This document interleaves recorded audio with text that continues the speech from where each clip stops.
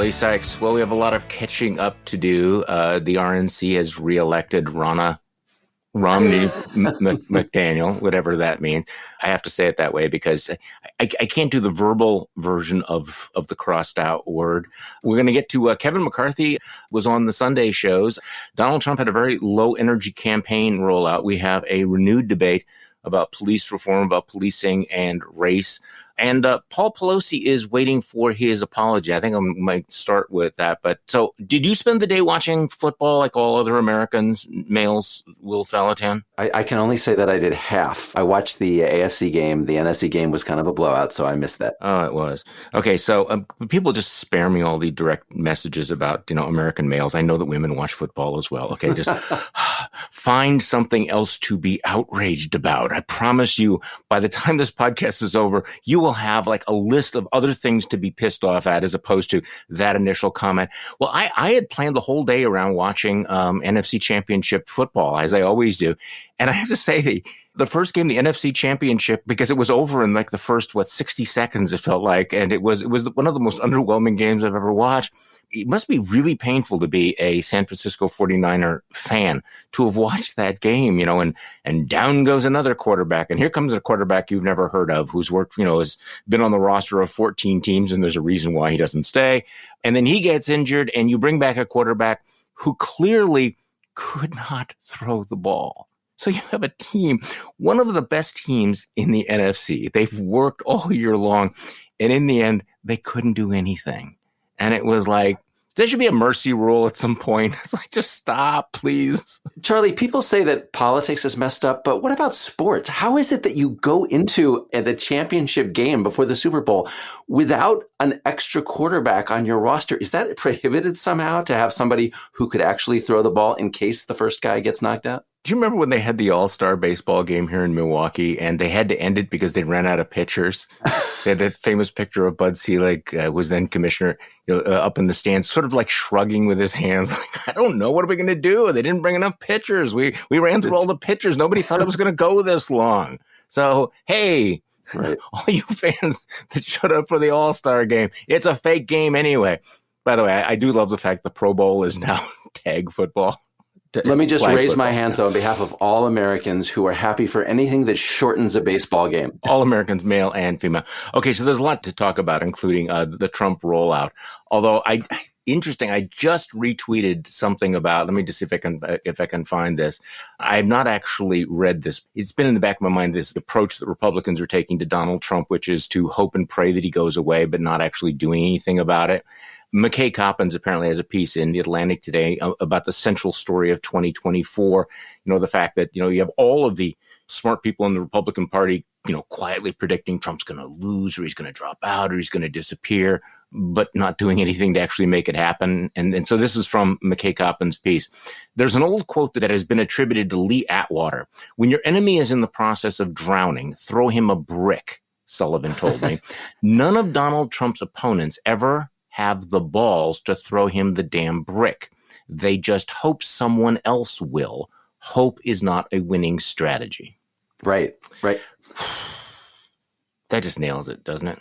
It does. Nobody's really going to stand up to this guy. But, on the other hand, Charlie, on the affirmative side, what does Trump really have to work with? He thinks he has loyalty. He doesn't have loyalty. He has cowardice, right? The whole problem all along. It works for him. Exactly. So these guys, they're not going to stand up to him.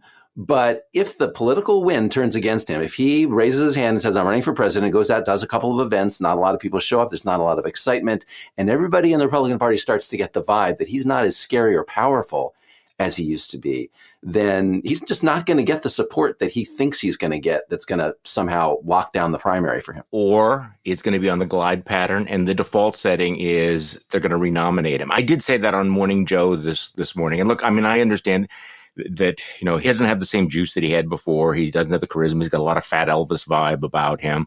You're clearly seeing a lot of Republicans who are trying to distance themselves from him in South Carolina and in New Hampshire. But the reality is he's the only guy in the race. I've commented on the fact that he didn't clear the field, but he is the only guy in the race. We don't know what Ron DeSantis is going to do. Can Ron DeSantis take a punch from Donald Trump?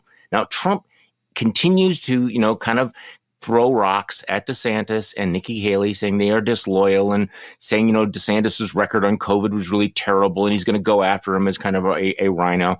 Is DeSantis up for that? At some point, what is he going to say about Donald Trump? Are they just going to hope that somehow he goes away, or the meteor hits him, or the Big Mac from God, hits him, whatever?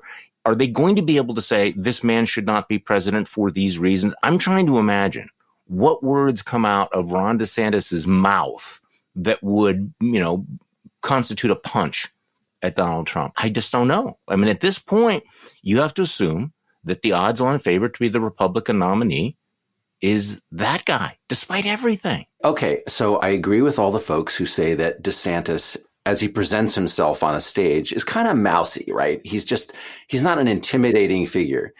I think that he doesn't come across, anyway. I think he comes across as a bully who would punch somebody smaller than him.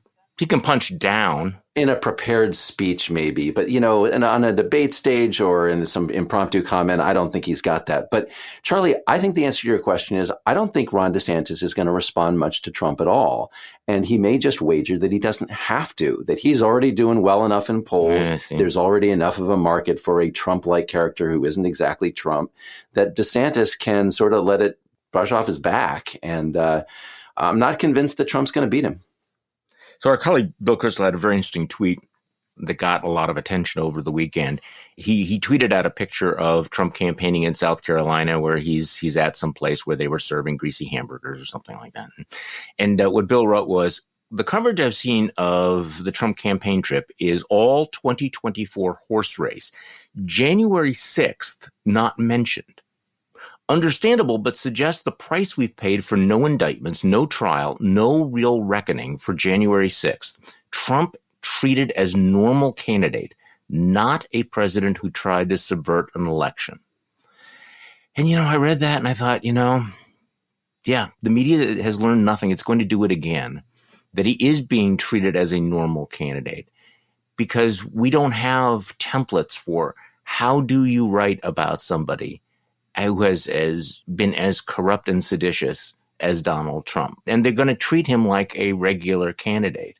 It's a good thing for Bill to have flagged early on in this campaign.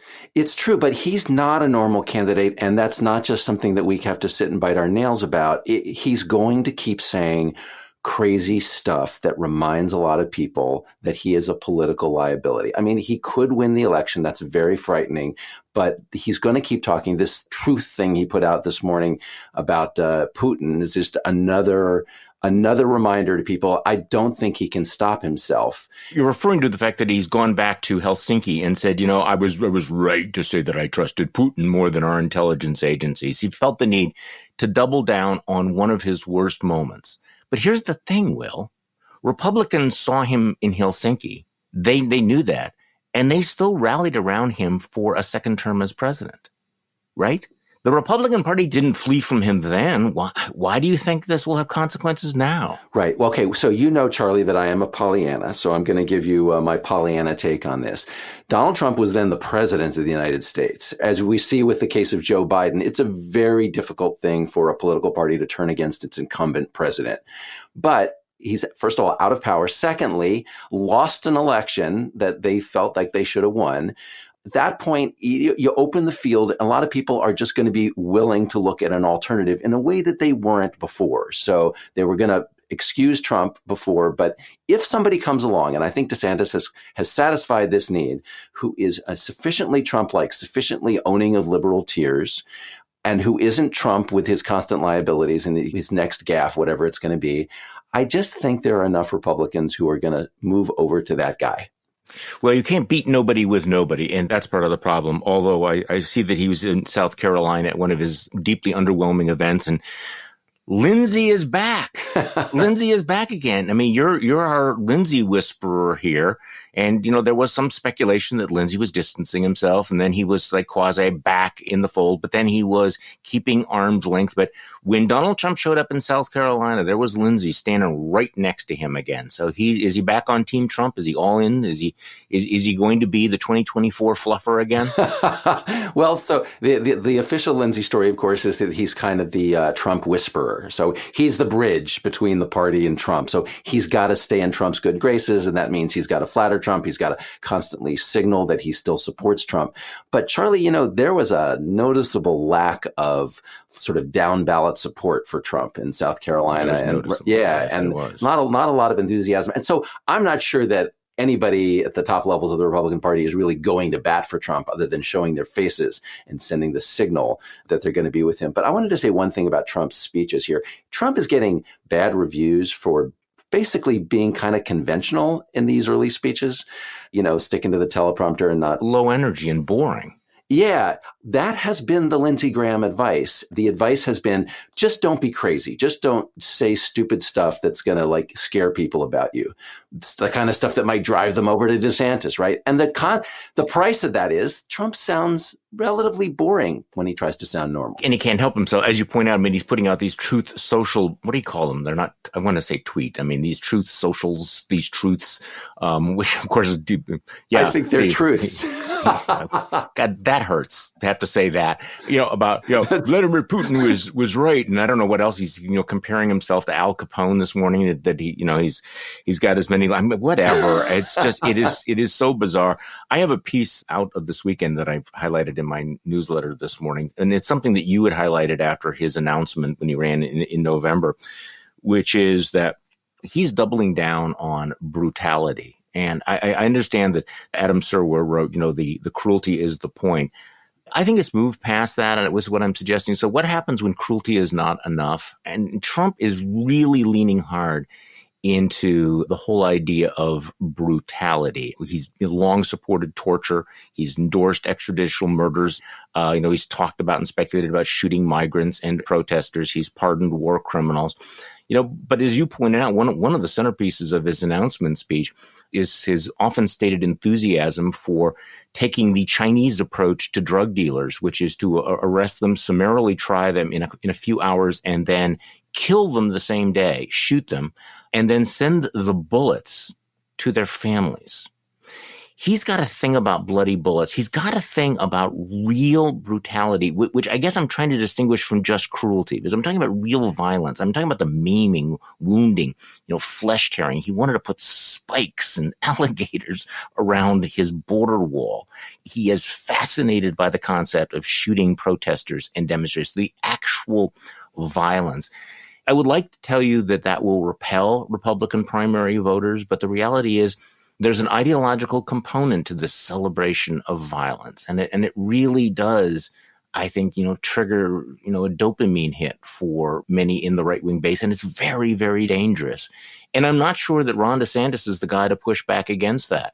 Ron DeSantis has gone out of his way to establish his own cruelty cred, sending the migrants up to Martha's Vineyard. So the question is, can he allow Trump to outflank him on the brutality front? And I don't know. No, I don't think anyone's going to outflank Trump on the brutality. It very much reminds me of his crazy, inaugural speech, which was about American carnage. And of course, the carnage is from Trump himself, or the advocacy of carnage in response to carnage. And to me, it's very ironic in a sad way, because this is a movement that calls itself America First. But if you really wanted to destroy America, you wouldn't do it by sort of making America weak in the face of aggression. You would do it by eliminating the moral difference between America and its enemies. Yeah. And that's kind of what Trump does. Trump advocates not just advocates authoritarianism, not just advocates violence, but explicitly refers to people like President Xi of China as his models for this. So weird. He's saying America should just be like the totalitarian, authoritarian regimes that we used to pride ourselves in opposing. What a weird flex for being America first and talking about American exceptionalism, when the core of his message is, why can't we be more like the Chinese dictator thug? Why can't we treat criminals the way the Filipino strongman did? The fact that he is obsessed with the superiority of non-American, anti-American, anti-democratic regimes like Duterte in the Philippines, Putin in Russia, Xi in China. That would be something that if you wanted to push back against him, you'd say, I'm sorry, Mr. Trump, I don't think that we should become more like China, the Philippines, or Russia. I think America should get back to American values.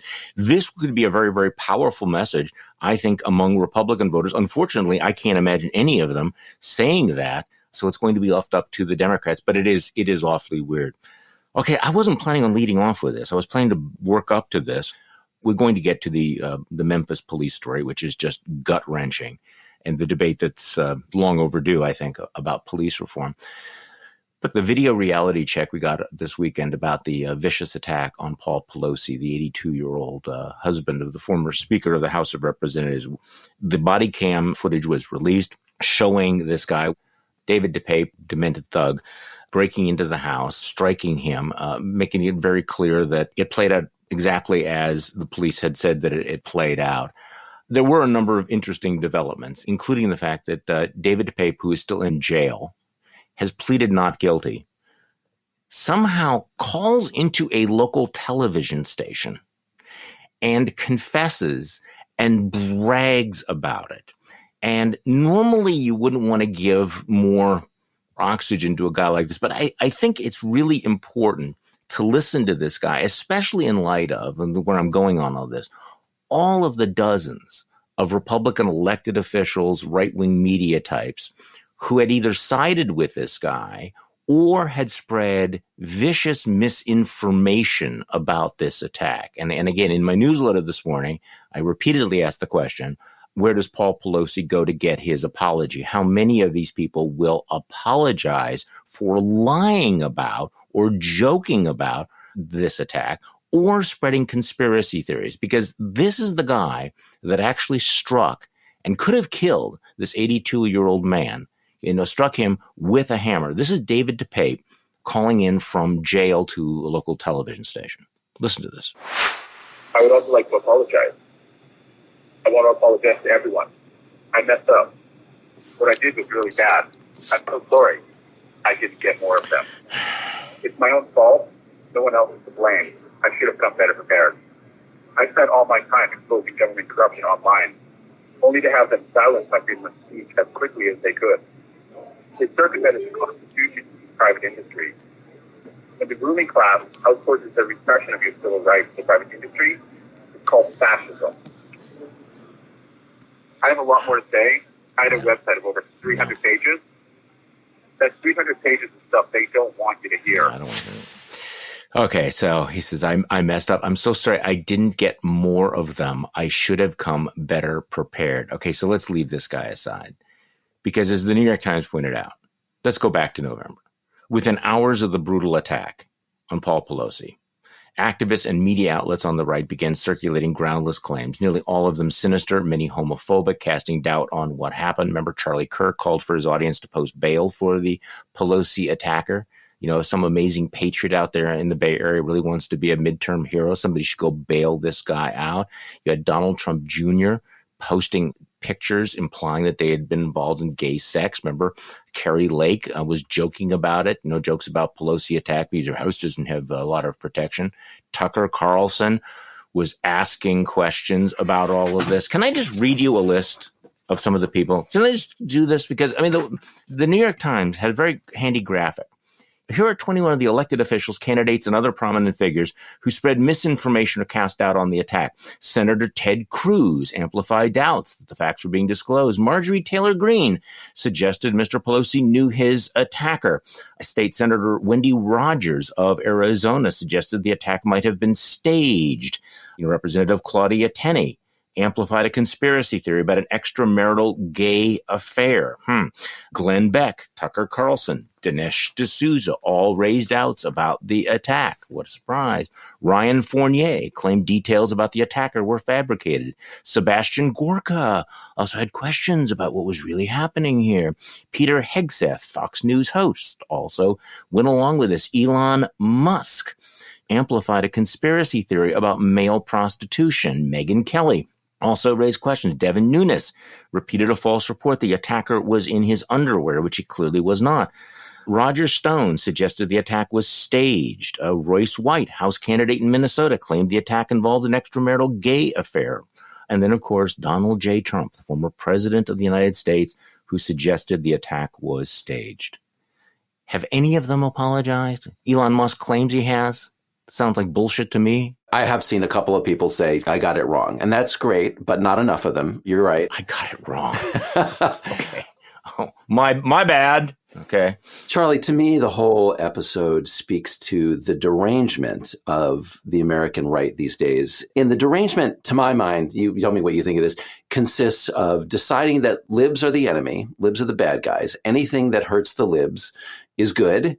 We're not going to believe anything that the libs say happened to them, even, then there's video evidence. So now we have a confession. I don't know how much difference that'll make. But what happens is if you make that decision, you find yourself standing with anybody who is against the libs. So in the case of Donald Trump, it's like, the libs were in the FBI were against me. So therefore I say Putin is better than those folks. Right. And in this case, in the case of this violence against Paul Pelosi, you find yourself literally defending a hammer attack, excusing the guy. I mean, think about, Marjorie Taylor Greene and other folks defending the January 6th perpetrators, right? Going into the jails and praying with them and claiming their civil liberties have been violated. So here's another violent attack. These dots connect, though, don't they? They do. They do.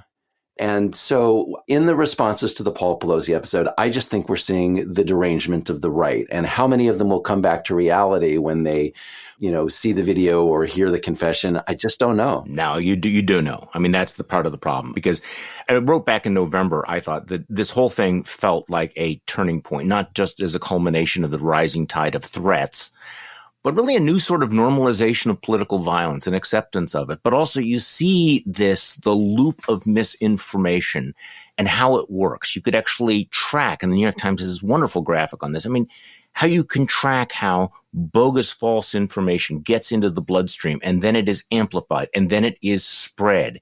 And even after it is refuted, nothing really changed. These folks just will go on. You think Ted Cruz is going to be calling up Nancy Pelosi and saying, I am really sorry. I am sorry for your husband. Can you put him on the phone? I really want to do it. No, they're just going to move on to the next sort of thing because we've created this vast deranged engine of political hatred, the condoning of political violence, and the willingness to spread and to believe bullshit conspiracy ideas even after they are refuted. I don't know if people are continuing to spread them, but I would not recommend people listening to Tucker Carlson or some of the other shows on Fox News, because what you are not going to get will be, heartfelt on-air apologies. That is just not going to happen, because the next time something like this happens, the same thing will happen again. I promise you.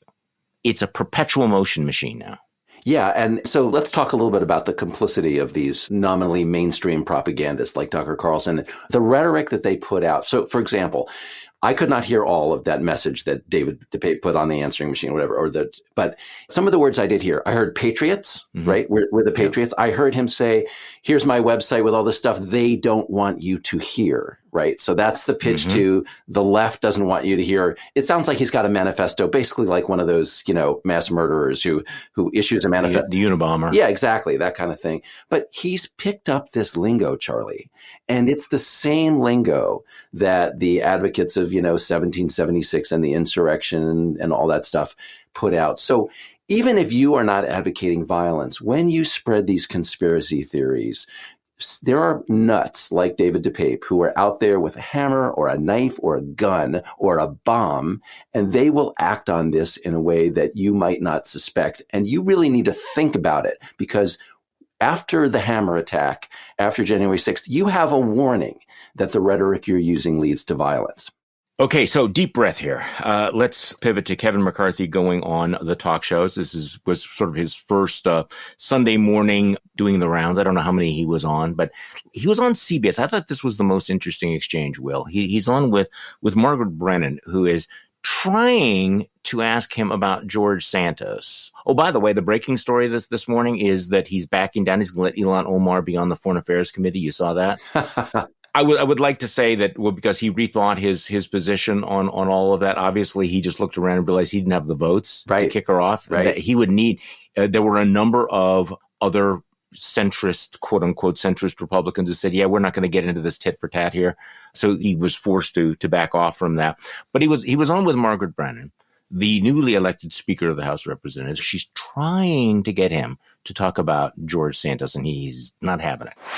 Doesn't it further wear down credibility when you put someone who's under state, local, federal, and international investigation As a representative of your party on committees. I'm talking about George Santos, representative from New York. We should have that discussion. So let's have that discussion. You want to bring up Santos, and let's talk about the institution itself, because I agree wholeheartedly that Congress is broken. And I think your listeners or viewers should understand what proxy voting was, because it never took place in Congress. But I'm asking before. you about George Santos. I know you asked me a question. Let me ask you. Because you could put it to a vote. You asked me a question. I'd appreciate if you let me answer. So let's go through this, because it's not one simple answer. Congress is broken based upon what has transpired in the last Congress. The American public wasn't able to come in to see us. People voted by proxy, meaning you didn't have to show up for work. Bills didn't have to go through committee. So what I'm trying to do is open the people's house back for the people, so their voice is there, so people are held accountable. So now, as I just had in the last week, for the first time in 7 years, every member got to vote. If you got a third of your caucus to vote to oust him, you could do so. You don't think you could get your Republicans to do that? I wasn't finished answering the question. So, if every single new person brought into Congress was elected by their constituents, what their constituents have done is lend their voice to the American public. So those members can all serve on committee. Now, what I'm trying to do is change some of these committees as well. Like the Intel Committee is different than any other committee. So you're just not going to answer the question? Well, no, you don't get to question whether I answer it. You asked a question. I'm trying to get you through that. I don't think you've said the name George Santos like once. But you know what? You're talking about proxy voting and other things. But you started the question with Congress was broken, and I agreed with you. But I was answering the question of how Congress is broken and how we're changing it. So if I can finish the question that you asked me, how Congress is broken, I equated every single member that just got elected by their constituents. They have a right to serve. Well. Yeah, well, so everybody knows that Donald Trump is a liar, but he's a mean liar. And so Kevin McCarthy is basically wagering that if he is nice, if he smiles while he's lying, or if he smiles while he refuses to answer the question, somehow it will go unnoticed that he's stonewalling, right? But he obviously was. And he's not good at this. He's really, really not good at this, by which I mean he's really bad. The reason, of course, why he won't answer the question about George Santos is the same reason why he backed down about getting rid of Ilhan Omar, which is that he's got only 5-vote margin to work with, right? So he can't afford to lose this brazen liar, Santos, right? He needs every vote he can get through Congress while Santos has not yet been removed from his job will help McCarthy. So in this interview, he not only refuses to answer about Santos, he's defending all kinds of crazy stuff about Margaret Brennan asks Kevin McCarthy about the election deniers that McCarthy has put in committee jobs. And McCarthy basically says, it's not really denial. They're just questioning the election.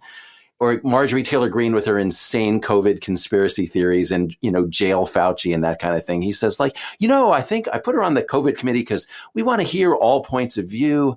So McCarthy has to defend this insanity because too many of the people in his Republican conference believe the insanity, and he cannot afford to alienate them. I don't know how long he's going to last as speaker, but 2 years from now, we ought to play this tape next to what he sounds like. Then I think he'll be an alto by then. I mean, it's just going to be him.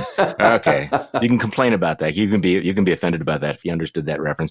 I mean, and the thing about him is that he just thinks he can just keep talking. I mean, the filibustering there and the, let me finish the question. You don't get to make me answer the question, or whatever it is. This style is, this is why I rarely have politicians on this podcast, because at a certain point, they just sort of go off on their talking points. But it is an interesting art form. And I was, thinking about how when they get together behind closed doors, and they talk about how to handle a hostile interview or an interview that is trying to elicit information or ask them about substantive things.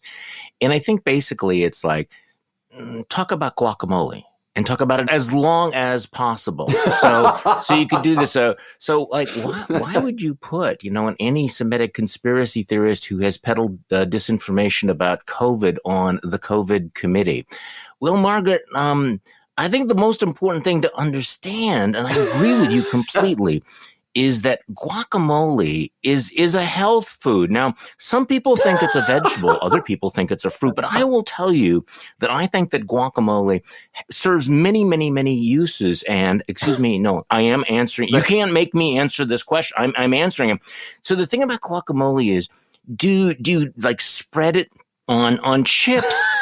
Or are you one of the people that thinks that we should have guacamole toast? Now, I think that real Americans think that guacamole toast is elitist. And one of the things that I am doing is I am trying to return guacamole to the people. And the people should, it's like, I don't know how it's really distinct from, and now 20 minutes about my thoughts about guacamole and American democracy. So, Charlie, I think you should be selling this as a memo to McCarthy, because guacamole is actually much, much more important to Americans than what McCarthy wanted to change the subject to, which is proxy voting. Who in America is thinking and talking about proxy voting outside of the House of Representatives? Nobody cares. We need to talk about what the American people are sitting around their kitchen table talking about, by which I mean proxy voting. They are thinking about these San Francisco progressive Marxist woke types who think that guacamole is for toast. I'm sorry now, because it's hard to make a transition from the absurd to the really grave. Did you watch the videotape of the murder of a young man in Memphis by a group of at least 5 police officers? Yep, I did. I'm sorry. I don't know where to start with this story. It's a horrific video, okay? It's basically a video of a gang attack by a bunch of guys who have the word police on the back of their jackets, but who are otherwise, it looks like a carjacking. I know a lot of people don't want to look at this video, and I understand that. Just let me tell you, it starts off like a carjacking. They drag this guy out of his car, they beat him, they mace him, but he runs away. The entire time he's narrating it, he's saying, I didn't do anything. He's telling them he's not doing anything to them. They don't care. So it's a gang attack by a gang that is inside the police. So, and we're going to find out more about this unit in Memphis that's called the Scorpion Unit. But Charlie, as awful as this video is, I am so glad that the video exists, because you look at this video, and I can't speak for anyone else, but I think to myself, how many times has this happened into how many young men and how many cities, and no one knows about it because there was no video and the cops lied. Okay. And again, I don't want to insult all cops. This is a minority of police, but this must have happened hundreds and hundreds of times, and we just don't know about it because the video wasn't there. So I'm glad they had the body cams. I'm glad there was surveillance camera footage too. And as a result of that, I think we will be able to bring these guys to justice.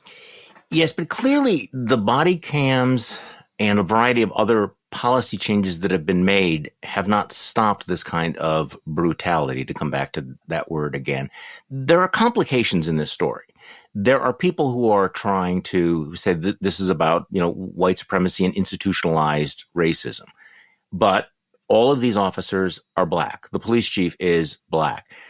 How does race play into this? I mean, there's no question about it that this kind of violence seems to happen to young black men more than anybody else. It would be naive to say that this is not about race. On the other hand, this is a complicated story.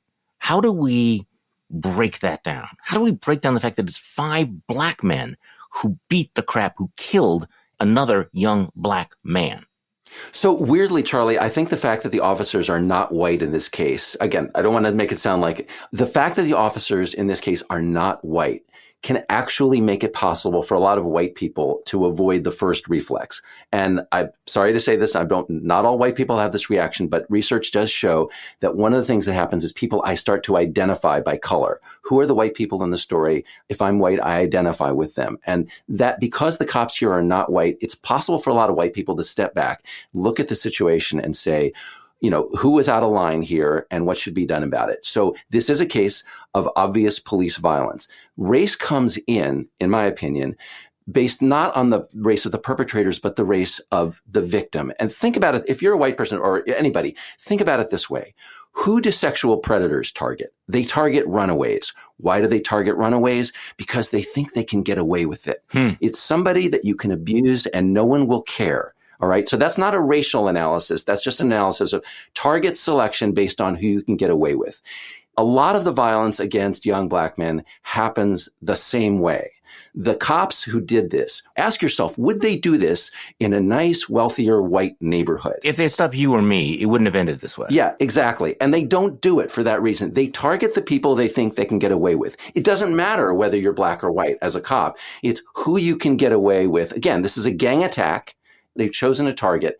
So that, I think, would be a helpful way for folks to think about it. It's not racial animus, right? It's not racial, even particularly implicit racial bias. It is target selection based on who you think you can get away with attacking. I also think that as you look at this and as you watch this, you do realize that there is something deeply institutionalized about the culture that leads to all of this, whether it is the culture of violence, a culture of bullying, culture of brutality.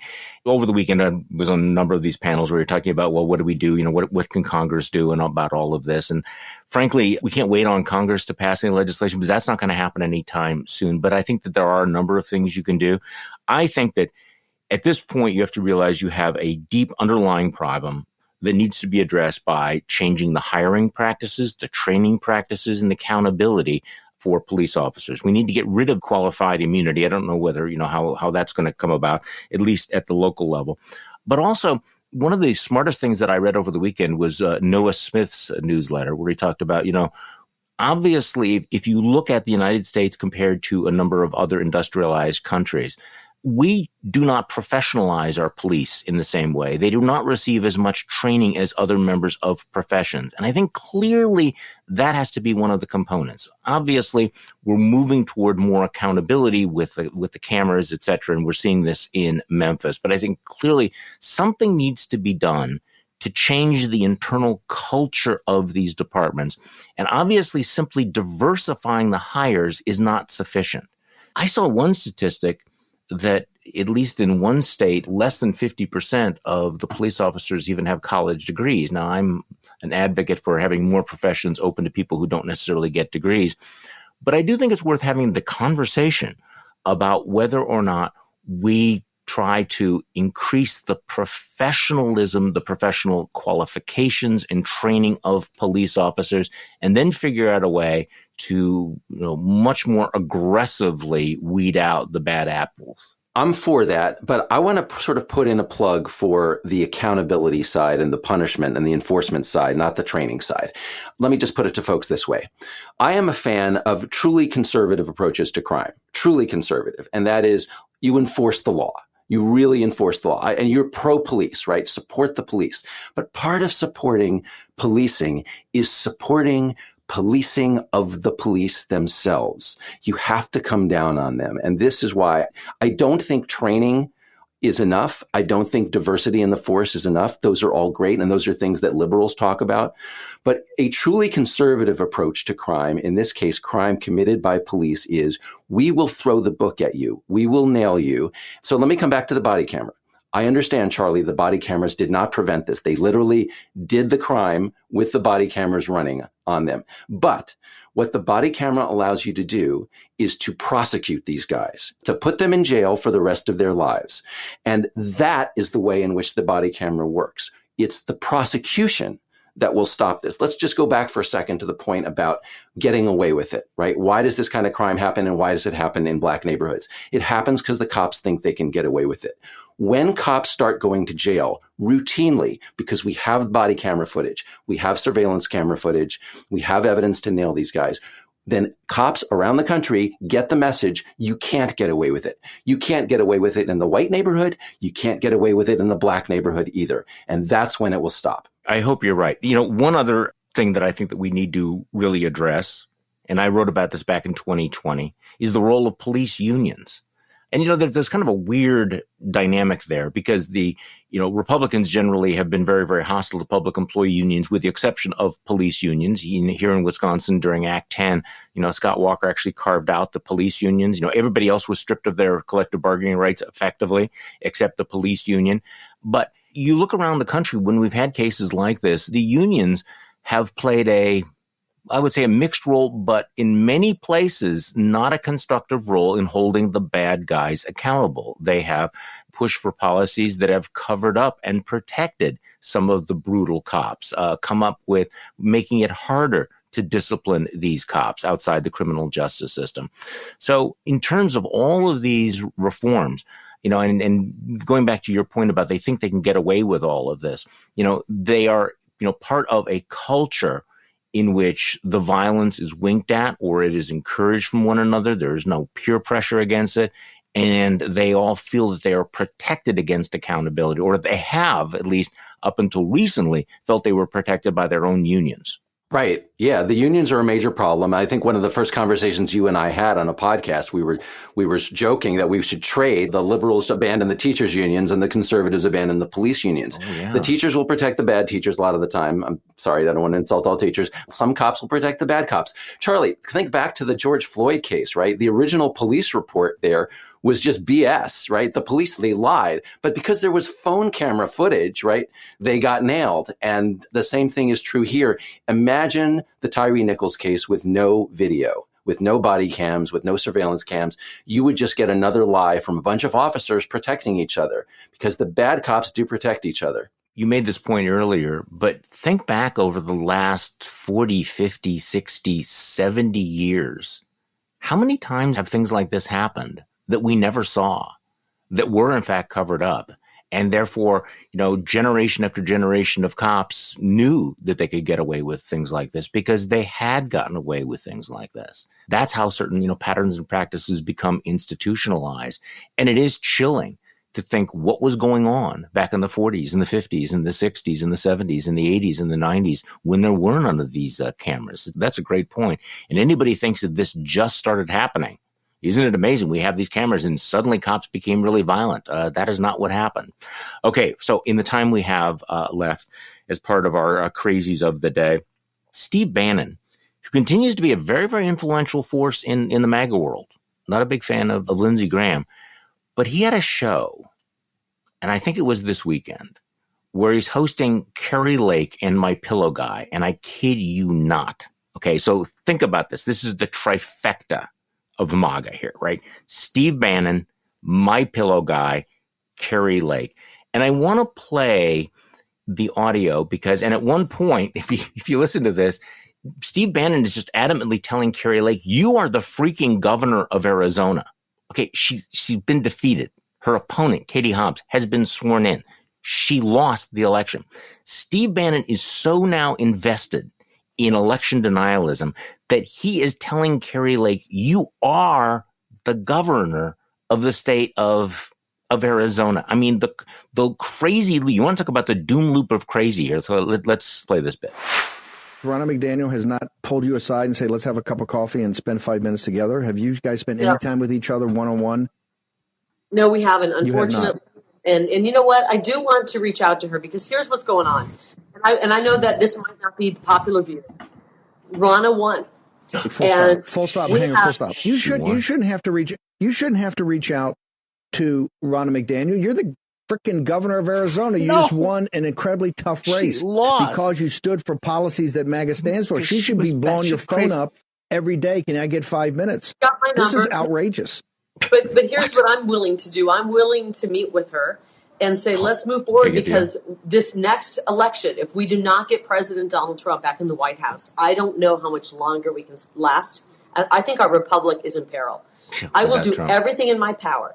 If that means I campaign across the country, whatever it means, I want to get President Trump because I want my children to have a future. But hang on. If we don't get you in Arizona now, I'm not going to sure we have sovereignty. Okay, Will. I got nothing.